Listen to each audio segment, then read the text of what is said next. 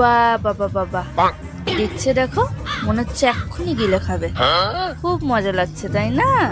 বাড়ি চলো, তারপর আমি তোমাকে মজা দেখাচ্ছি। কি হলো, কি করছো তুমি? রান্না করবে না? খিদে পেয়েছে আমার। খিদে পেয়েছে? কেন, তোমার পেট ভরেনি?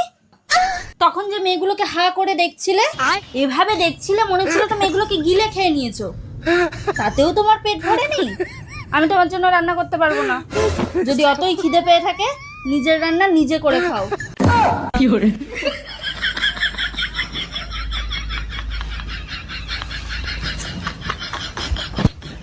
মেয়ে দেখার সময় মনে থাকে না।